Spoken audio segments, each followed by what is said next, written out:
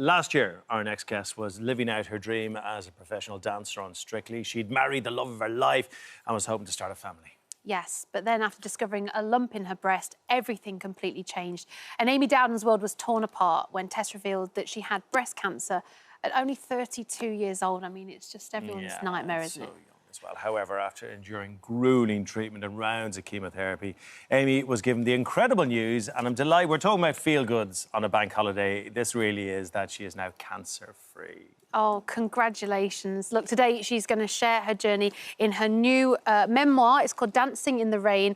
We are thrilled to have you on the sofa with us, Amy, and your story is just so inspirational. So thank you for sharing it as well at first. Oh, no, thank you for having me. It's been quite a whirlwind of the last 18 months. And actually, yesterday, my family came and watched me dance for the first time since.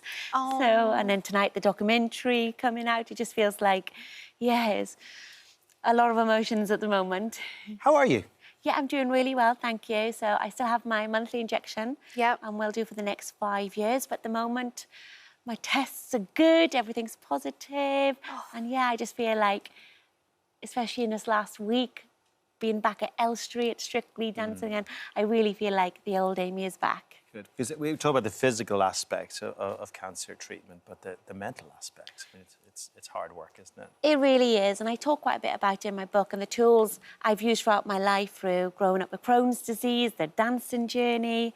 Yeah, it is tough, and sometimes I think it's harder than the physical side of things. And what was really tough last year was watching my best friends dancing on Strictly, and I just wanted to be there with them. I knew when, you know, the warm-up songs are going on, what it's like walking down the stairs. And yeah, so it was really, really tough. And also you forget the impact it has on your loved ones as well during a cancer diagnosis. It's really tough. I feel like you've had such a long journey and a hard journey, and I do appreciate that you've shared a lot of this on social and you know, on telly as well. But for those who don't know the story, just tell us, like, how did you find out you had breast cancer to start? Yeah, so I was paired with Tom Fletcher on Strictly Come Dancing, and the Fletchers welcomed me into their family home, and I become really close to Joanna Fletcher, and she got me on the Copperfield trek. And whilst I was there, I was like, hang on, I'm a bit of a hypocrite.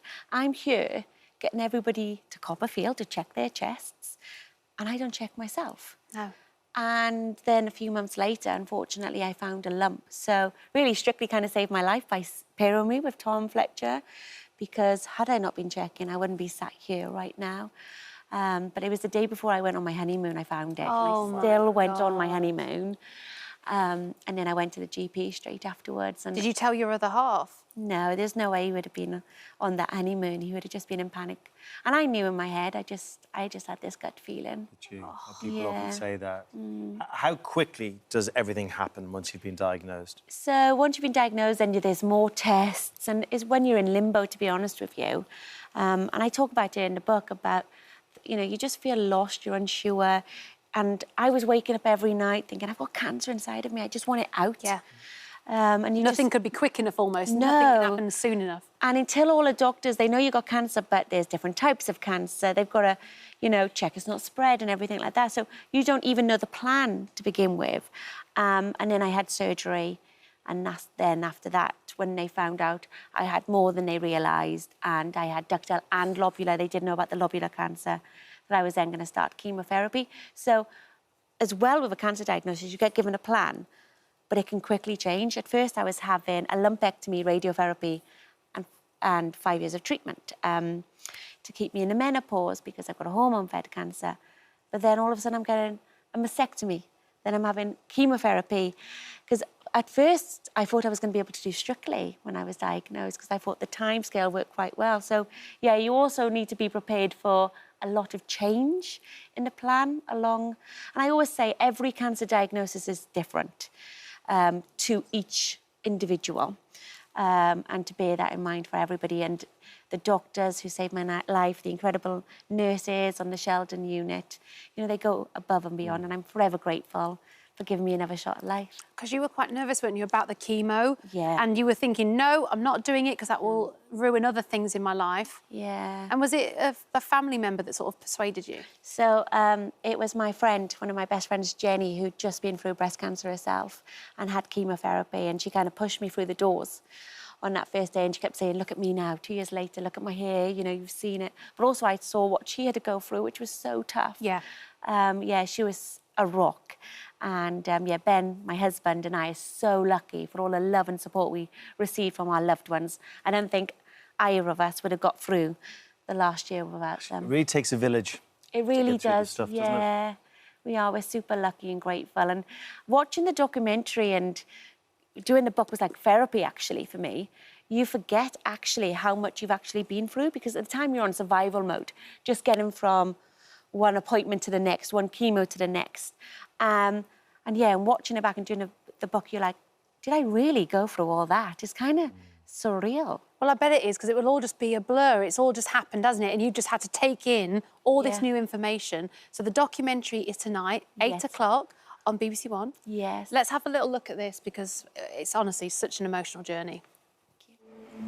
Yeah, it's fine. Mum, I can do this today. Okay. Honestly, the first one's the worst, and then you know what to expect, and it's fine.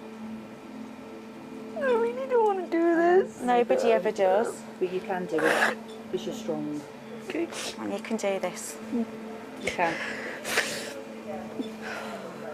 You feel like you have no control over anything. But the one thing I could fight for was my hair. Yeah, on that side. Yeah. Okay, so scalp cooler on. You feel it, how cold it is. You're putting on, that's to cool the scalp in the hope of keeping your hair? Is that what's happening? Yes. Okay. But unfortunately, by about chemo 4, I'd already lost a lot of hair. I had quite a big bald patch on the top of my head. And when you have the cold cap, you wear it for 30 minutes before, the whole of the treatment, and an hour and a half afterwards. And your hair's like ice taking it off. And my body had already been through so much. I had sepsis. And when I went into septic shock and I needed care of intensive care to get involved, I had blood clots. My body had been through so much, and on my 4th chemo I'd gone in, I'd started being sick, and my body couldn't take it anymore. And my friend Carla was with me, who's also my hairdresser. And you see in the film, and I talk about my hair journey a lot in the book, we had to make the ultimate decision to take a cold cap off, and that decision, because I knew going home that night, I cried so much knowing that that's it now. I've got a couple of days until I'm completely bald. And I guess I was just trying to hang on to a little bit of me. So much is taken away. I'd already lost my boob. I'd lost my dancing, and I didn't know, was I ever going to get back to it?